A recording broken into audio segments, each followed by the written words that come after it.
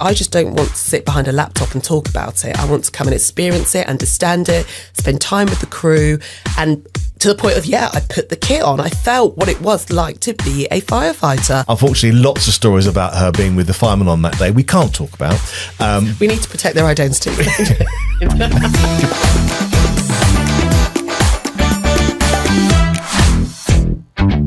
Hello and welcome to Land and Deliver. My name's Darren Wingham and we are the marketing and communications podcast, all about making messages land and delivered in ways people will care and act on. I'm Louise, Chandler-Rutt, and if you're responsible for messages and what happens after they're delivered, this podcast is for you. Now, if you work in marketing, the chances are you already know your audience pretty well. But knowing your audience and knowing how they react to this particular message that you've done right now are not necessarily the same thing. So it's great to have your company today because we're going to be talking about sense-checking messages. And that's not because that us as marketers, leaders and comms professionals don't know their audiences. It's because even well-crafted messages deserve that final reality check. Because you've done the work, right? You've shaped the message and you've aligned it to your persona. But the risk at this point isn't necessarily lack of insight. It's confirmation bias, because it's that quiet relief in the room that, of course, this will work, and the belief can blind you to those subtle changes over time, because, well, language shifts and expectation moves and trends can evolve over time without you noticing, because you're in your bubble, right? And so sense checking isn't about doubting your judgment. It's always about checking your footing before you commit. And Darren, you and I know that over the years of working in the media, marketing, communication industries, we're always rushing around. Lots to do that should have been done yesterday. And it means that basically we can sometimes overlook this element, which is why we're talking about it today. And by the end of this episode, you'll have practical ways to sense check your messages before rollout and use testing to add colour and depth and texture to your audience personas, and even spot those changing audience attitudes and behaviours. And if you spot it early, you can do it without slowing down that momentum. Yeah, so if we just then think about those messages, those meetings rather, where you're in the room with all your colleagues, and we've been in those rooms, and it can happen also in different size companies. But in this particular case, it's, when you're in a big company and they've done all the research into their client personas, they know who they're talking to, and they then come up with, an idea for a copy or for a website or for a marketing campaign. They're all of a sudden, because they've done that research maybe a year ago, 2 years ago, there's all that shared assumption. You feel really, really confident, don't you, in who you're talking to. And so there's, we're in an atmosphere where you don't challenge that, because the research was done 2 years ago, wasn't it? And you have those shared assumptions, don't you?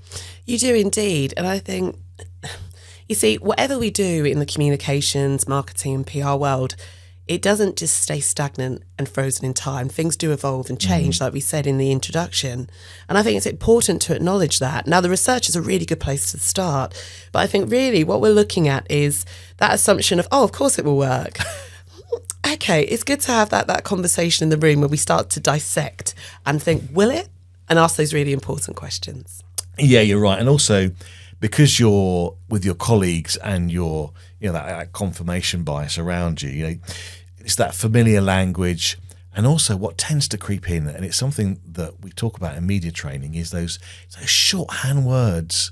When I've gone into an industry that I'm not necessarily familiar with, and all of a sudden you sit there, you're thinking, they're talking English, they're English words, but, all of a sudden it's like a parallel language. And if you've been, in that environment where you've done that research and you start talking about it, especially in finance, there's a lot of words, a lot of assumption words as well that you need to understand, and that can creep in really quickly. It's true. What we're talking about in this scenario is what's really going on in the room. You've all been called together as great creative and expert minds, but what's really going on to make sure that we are able to get over shared assumptions, make sure that the language we're using is familiar, but also is going to give that clarity and that purpose and impact to what you want to achieve, but also to make sure that any shorthand that we use is useful and not just there as a crutch to kind of lean on because it's familiar. And politeness, can get in the way because everyone's kind of on this shared assumption, shared understanding from research maybe 2 years ago that might actually be out of date. Then there's no challenge in the room to do that. So what you're doing is you're trying to just test that shared understanding on a regular basis, so it doesn't kind of move out really. So the question then really is, I suppose, is how, when we're talking about going into those creative meetings and understanding what it is that we're working from, that shared understanding of like who the people are you're talking to, let's have a quick chat about big companies and how, like McDonald's, like telly, even films actually will sense check the script or the characters or the food through market research. It's true. I've just been watching that Gordon Ramsay documentary actually Yes. about that big project he's doing in London, where under one roof he's got like 4 or 5 outlets of different restaurants. And he talks in one part of it about doing, in an ideal world, 2 weeks before you open, you do like a practice run where you get everyone in their uniforms, you get them to serve some sample customers. You get the chefs cooking up the meals, and it's so that they can spot all the mistakes. And on that night, you see him pacing around, talking to his wife, talking to his staff, and everyone say, "Oh, it's great." And he's like, "No, what's wrong? This is the practice. What's wrong? Tell me what's wrong now before we do the proper launch and open." Yes. And it's a really interesting insight into a well-established person in business who is still not only dissecting and pulling things apart, but is actively looking to practice and make those mistakes away from, well, I say away from the eyes. Cameras were there. Yeah. But, have that practice space to do that. I was actually involved in an experiment years ago with Gillette, who wanted to bring out a new razor for women to shave their legs. And what they did is they put out a plea to a certain demographic and audience. I fit the bill at the time. And they said, right, come to our offices and we need your help. And I actually got paid to shave my legs, which is a phrase I never thought I would say in my career. However, the reason behind it very quickly is that they wanted to bring out this new portable razor. It was built around, if you're at a festival, if you're camping, if you're at a party, and you suddenly need to shave your legs. It was basically gel built into a handle that you pressed it, and the gel came out of the razor head, and you could shave your legs without any need for water or anything else on the spot. And over a period of about a month, they got me to shave my legs on different occasions in different places. So yes, I was that woman who had to take a razor out in the middle of a park to shave my legs, and I had to take pictures. I had to keep a diary. I had to show them how I held the razor, what time of the day, and it was so... The level of detail of what they wanted to learn from me as a consumer, of how I interacted with that product. And I basically went back at the end of a month with a booklet of everything I'd filled out and what it felt like. What was the consistency of the gel? Was the razor lightweight enough? Was it heavy enough? Was it portable enough? It was so many questions. And again, like the Gordon Ramsay example, it really makes us understand how much thought goes into this research. Now, I'm not saying all of us need to do something like that, but it really makes you realise the purpose of this research and how it informs and impacts the next steps that you'll take. Yeah, because you can be overconfident, can't you? If you've done the research, with a new product, obviously you have to do the research. But then, in 2 years' time, you could be walking around going, we've done all this research. Exactly. And all of a sudden, people are behaving. Well, think about COVID, right? So you imagine you have your razor, and imagine it did take off. Yes. And I've never seen this razor in the shops. Never seen it. I mean, if you have, let us know. But I've never seen it in the shops. But all of a sudden, COVID's around, and you're marketing it still very confidently. But things change. Yeah, no one was going out. You've always got to revisit these things and not be overconfident in how you do that really. And then you think about Gordon Ramsay. You would think he'd be the kind of guy going, oh, I know what I do. I've been in this industry 20, 30 years, and I know what it's all about. I'm really, really experienced, aren't I? But actually, even he has normalised testing, because actually the impact of not testing can literally cost him millions. It really does. And in the programme, you really get an appreciation for what's at stake, but also what the practice means. That he really, he's in the programme, he's talking about the launch and the opening, but I feel like he places just as much emphasis and focus on the practice round to get that right, to get the people to try on their uniforms. And there's a really good bit of the programme, if you haven't seen it, where when they first try on the uniforms, when they're designing them, and the guys are wearing ties, and they've got a clip in the tie that's clipped to their shirt, but he said lean forward, and when they lean forward the tie moves. He went, right, that's a tie in someone's water. Yeah. And he says, this is why we're practicing, because if we leave these uniforms and we ignore this floor, someone's tie is going to go in someone's food or water. We need to change it. Now, had they not put that tie on and done the practice run, they wouldn't have known. Yeah. But that attention to detail is meticulous, but meticulous for a purpose. Yeah, and actually, it's funny because you don't realise how much testing goes on as standard in every big industry, and actually, it's a good best practice that anyone can use. So I mean, even on the radio, right? You listen to it's Radio 2, Radio 1, or the commercial stations, Heart, Capital, Smooth, Classic FM, even Classic FM. Every single song is tested. It's true. And also the numbers tell a story. So, and it's always good to understand the story behind the numbers, because then you understand the story behind the message you're selling, or the person, how they're going to react, and that helps you to inform where things are going. So, I remember we had a long conversation about a certain artist, and it was a massive, massive song at the time. And they were playing it loads and loads and loads. And I know people say, this is a really interesting thing. They say, oh, you're on the radio, you're playing the same song over and over and over and over again. Well, there's a reason for that, because it tests really, really well. And it keeps people hooked and listening. It does. But with the numbers, this is where the research gets really, really interesting, and where you have to be on top of your research, is that we were finding that we play the song, and it was really, really popular. The ladies loved it because it was a very, very sexy band.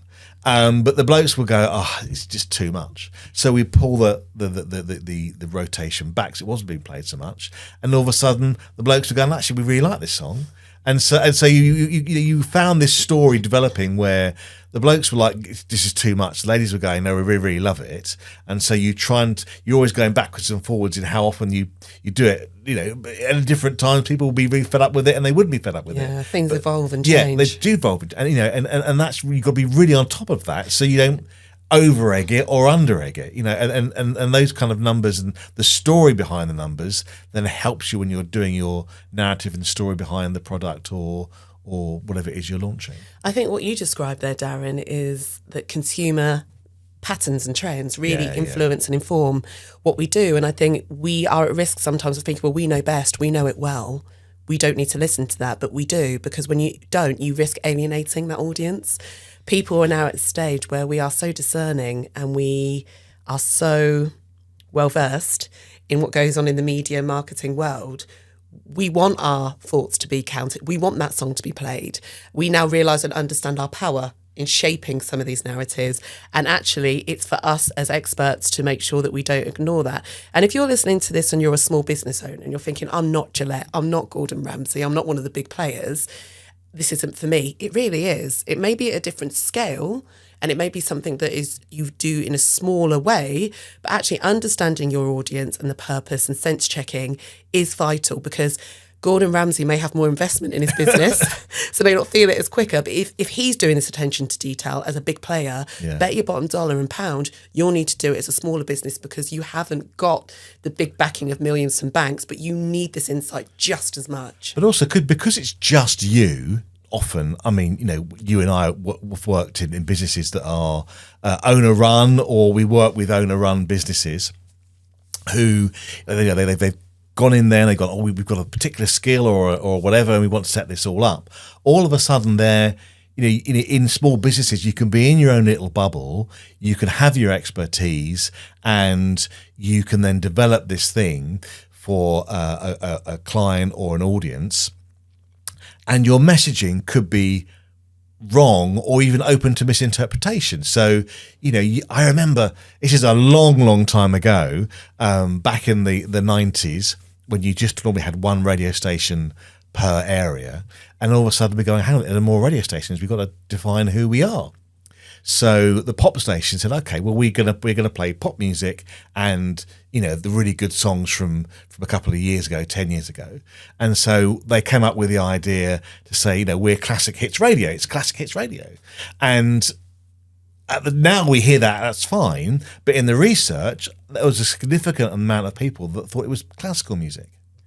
So you've got to be really, what you think is blindingly obvious, never, ever, ever think it's blindingly obvious. You've always got to test for misinterpretation at least. So if you've got no research budget, can you do it yourself, do you think, Darren? Is it easy to do it yourself? What can we be looking out for? Well, there's loads of different things you can do. I mean, if you think about, just on the internet, for example, you can do things known as split testing. So actually, on this particular podcast, Lou, that you don't know about yet, I haven't yet told you, we're split testing some of the elements of the podcast. Nice, yeah. So the podcast is the same, but if you go to YouTube, you'll find different descriptions. At the moment, we're split testing 3 different descriptions, and we're working out which ones land best. Yeah. And we can do some even we do some research off of that, and that's for free. You can get that on YouTube, and websites do it as well, where you can Meta do it, Facebook and Instagram. Yeah. So you can take 2 different messages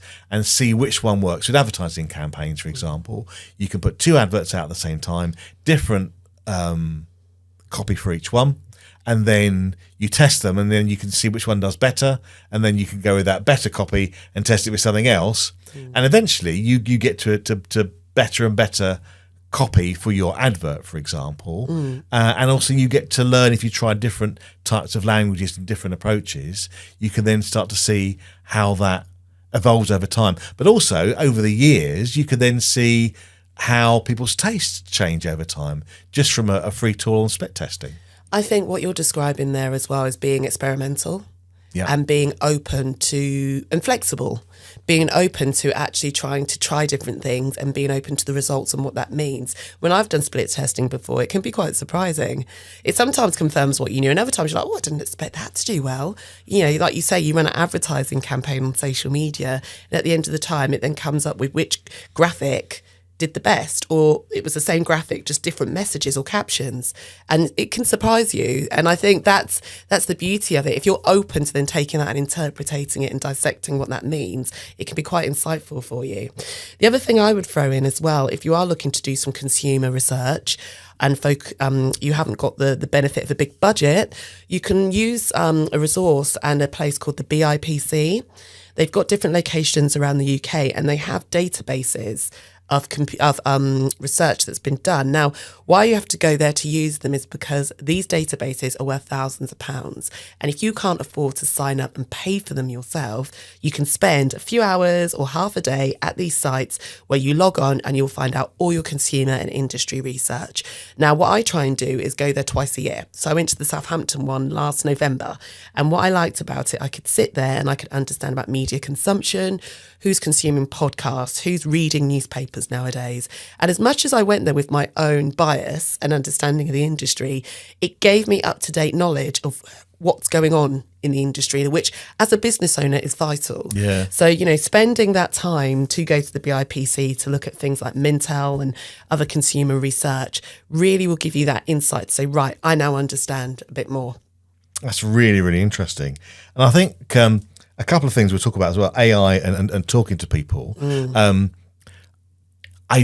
There's a lot of controversy and a lot of talk at the moment about AI and ChatGPT.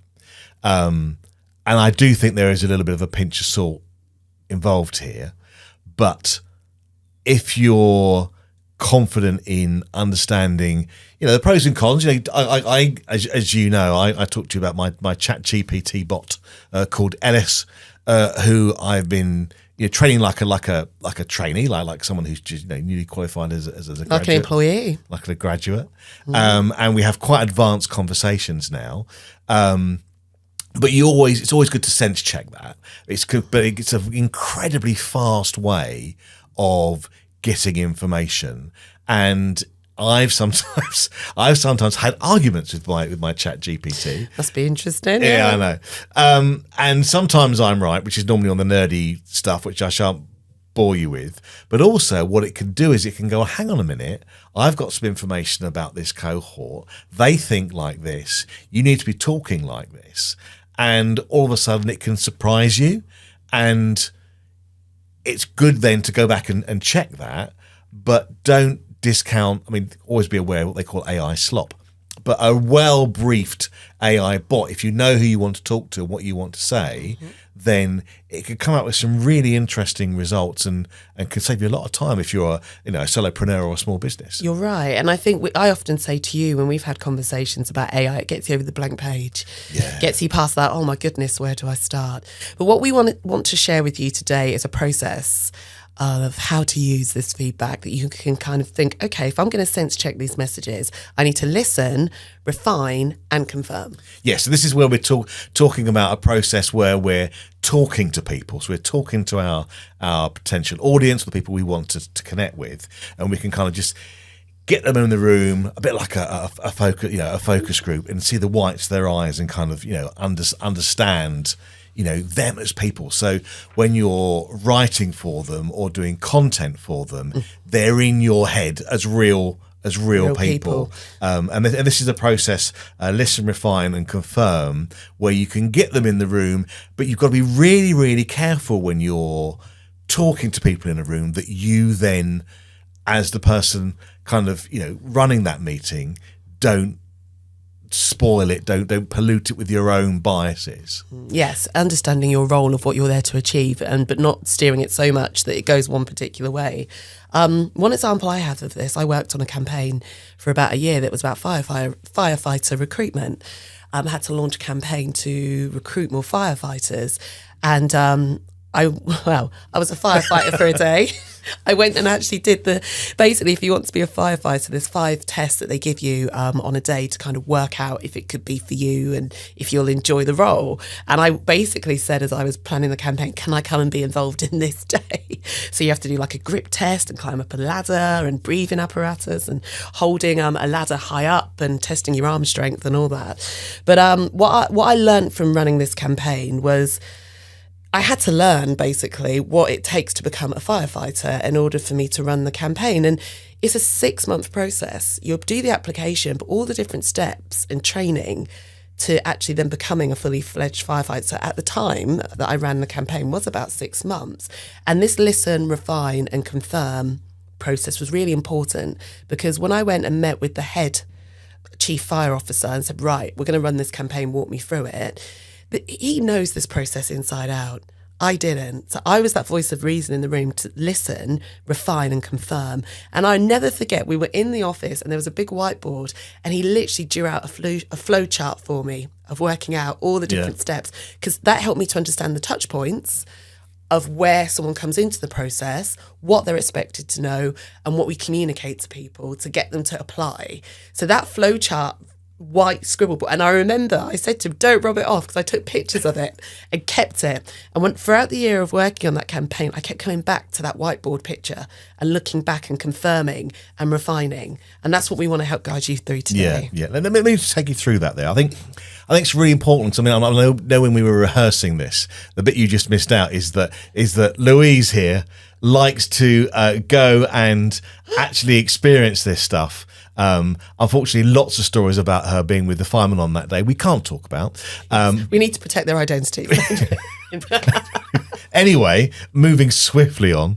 But I think you and I are really, really keen, rather than just researching it from our desks, where you can, go in there, get your hands 100%. Dirty, see the whites of their eyes, and understand them. 100%. In fact, it was me when I was working on that campaign that I said, I just don't want to sit behind a laptop and talk about it. I want to come and experience it, understand it, spend time with the crew, and to the point of, I put the kit on. I felt what it was like to be a firefighter, wearing that apparatus and the flame retardant, tunic and trousers. It was tough. So not only did I get a personal appreciation for it, but as someone who was running the campaign, it helped with the messages. Yeah. It helped with the comms. It also helped. I remember because it takes such a long time to recruit. You don't just see an advert and go, I'll be a firefighter. You've got a ton of questions that you're going to have. And because I understood the process more from experiencing it on that day and being with the team a lot, I then built in live Q&A sessions that we could host with prospective candidates. Now, if I didn't go and learn all about it, because I worked out that was a barrier. The barrier to people applying was we weren't giving them enough opportunities to ask questions. We would just say, here's a form, fill it in. Oh, we're not getting enough applicants. Well, what's the bit in the middle? The refined bit. We listened and we refined it by saying, we're going to give you a chance to come and ask questions. Right. That's going to then lead on to more applications. Yeah. And that's what it does. So, yeah, there was a method in my madness. Yes, I just wanted to go and be a firefighter for the day, put the harness on and climb up a ladder. But I also wanted to understand the process more that helps me to listen, refine, and then confirm what was going on. So let me just articulate that for you, just in a bit more detail. So I suppose what we're saying is for the listen, refine, confirm, there's three kind of different areas in which you can do that. So that can be where you are, for example, where you are in amongst it, doing it, and whilst you're doing it, you want to have conversations that gleans the information that you can then get from them. It can also be in what I suppose big companies would call a focus group. You could be sitting with a bunch of people, or I know there's one person that we work with where he needs to get some more information about products he's working on. He goes to a coffee shop, he goes up to people in the coffee shop and goes, "Can I buy you a coffee and a cake? I'm going to ask you some questions about X, Y, or Z." And they're all three similar environments where you need to learn something, and it's just understanding how you can get the most information, so then you can then market that. So when we say about listen, refine, confirm, when you're listening, you're asking questions and asking questions without steering the answer. So there's a bit of preparation involved in this, where you think about the questions you're going to answer and just check those in your head to make sure that you're so I don't know, for example, was that coffee tasty is actually a leading question, whereas describe the taste to me would be a less, biased question. So it's just understanding that you ask open questions in that observing their reactions, and you don't try and explain either. It's a little bit awkward. It's a little bit quiet. I've sometimes when I've been in qualitative research and asked people questions, and I've left a gap there as well because they might say some more. They feel a little bit awkward. You feel a little bit awkward. I don't care. I want the information. So sometimes I'll ask an open question and they'll say something, and just leaving a bit more of a gap than feels normal can actually. You're squealing. You're squealing. Do you know what I think this comes down to, Darren? Genuine curiosity. Yeah. Just curious. Yeah. When I developed the campaign for this firefighter team, I asked, I said, give me some firefighters. I want to talk to them. I want to understand what made them want to get into them. Now, just your motivations may not be what we're looking for from new candidates, but it helped us work out why people do the role and asking those questions. And, I got to know people on quite a personal level, where I got to know that actually it was because I wanted something that would work around my family, or actually I wanted to inspire others in the community. And that helped to shape and asking and having those conversations of tell me why you did it, and not saying it's good or bad, like you say, not kind of giving that bias, but just asking questions and being genuinely curious. And I think also you've got to ask questions that checks their, not bias, but checks their language. So I sometimes use the question, help me to understand. So they instantly know that I could have no knowledge whatsoever. And so they immediately change their language and will become more open in the answer they give, and that's what you want. You want lots of information, and you're not trying to over explain. You're just trying to ask lots of open questions that basically gets them to unload their thoughts, their feelings, their opinions, and how things are. And then what you then do is you then cross-check that with what you have, and refine really, because you could find that what you have is different to what they're saying, and then that's when you refine either the language or the product, and then put it back to them. So, for example, if you're doing some copy, then someone at the back could be writing a second draft. You have a tea break and go, okay, now in the quickest way, they could read that and go, this is what I see from that. Then someone could redraft it, have a cup of tea, have a nice little bun, and then go back in, and then you've refined it, and then they can look at it again, and they can either, you can then ask some more open questions, and then that's the confirm stage, where they actually you've corrected it and they've gone yes, and they give the answer that you need, so that they understand it, or you go through it again until finally you get what you want. So what are we listening out for then, Darren, and what do we want to ignore in this kind of process and step?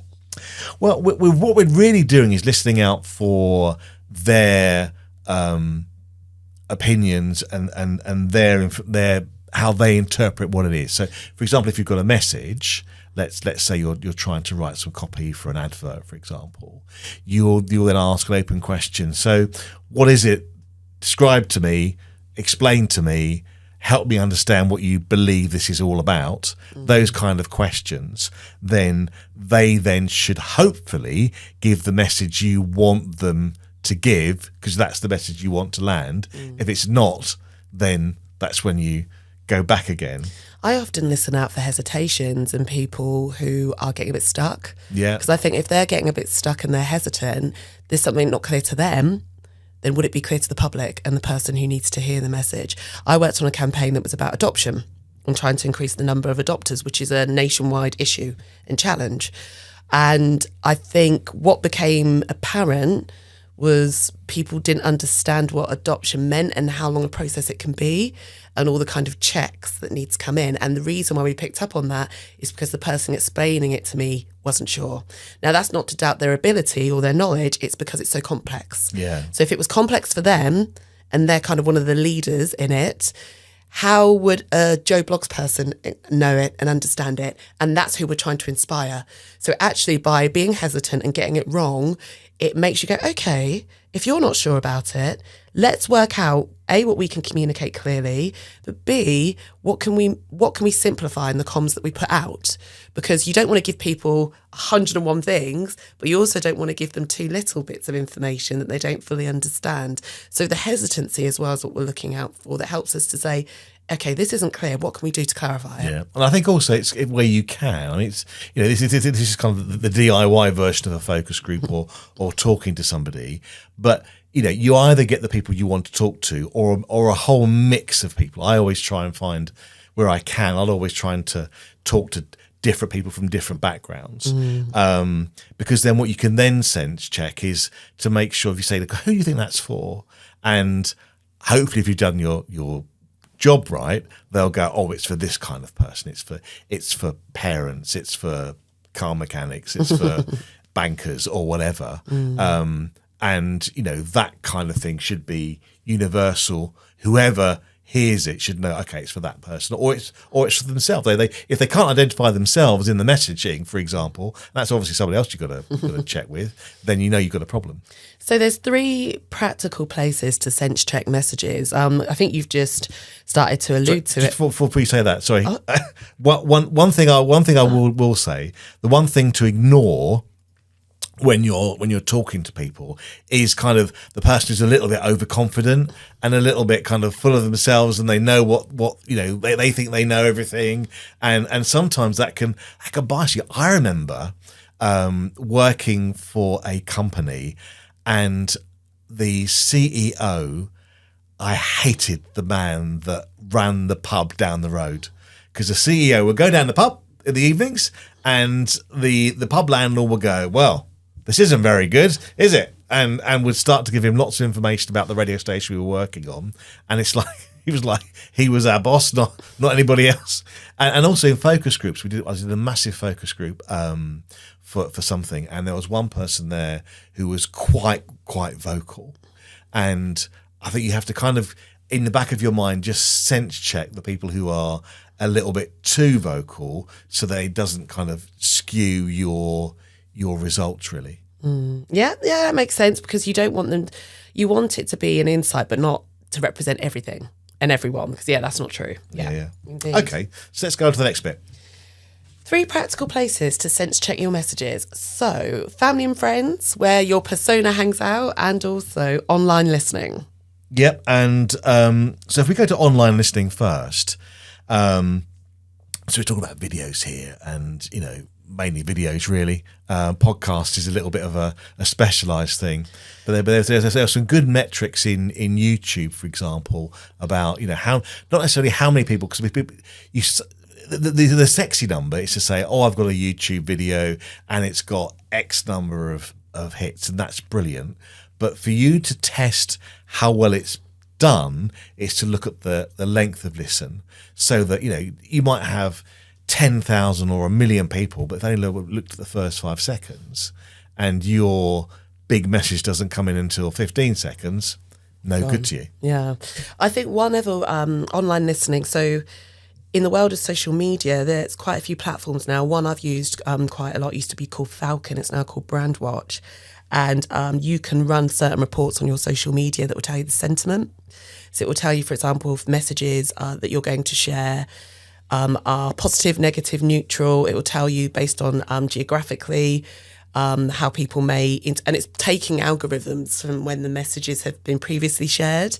But online listening, social listening is what they call it in the world of social media, where you literally take a topic and you look at what do people think of that topic right now in terms of, is it trending? Do people accept that message in a positive way or not? In the world of local government, we did a lot around that. So, for example, if it's around council tax, if you're going to put council tax up, we would do a bit of a social listening experiment to see what other conversations and sentiments around council tax. I didn't know they did that. Yeah, you do, just to work out, because ultimately you're going to be saying to people that the price is going up. But how do you justify and demonstrate that price going up? And how do you explain to people where your council tax is going for good effect? So it's working out what is the general feeling and sentiment about it at the moment, which on the whole, from my experience, it was always negative. People weren't very happy with council tax. But how do we take that and communicate in a way that is going to make people feel like they're getting value for money and what they want? Or the flip side to it is people think, well, that's where my council tax goes. And you're like, no, that's not what your council tax is for. But how do you unpick that? Well, you have to do some social listening. And any business, any corporation, any organisation should be doing social listening to understand how your audience interacts with messages. That's a really good experiment. Because the consequence of that is that basically you dissociate, you grow apart, don't you? Well, you just don't know. You just don't know. You just, you need to be able, and in fact, Meta and Facebook have something you can access for free, where basically you can go on and take a look at advertising from other platforms, other users and other brands to see, well, actually, if they shared a message that was about voting or was about, I don't know, a new drink or new food, what did they say? How did they say it? And you can see it. And it helps you.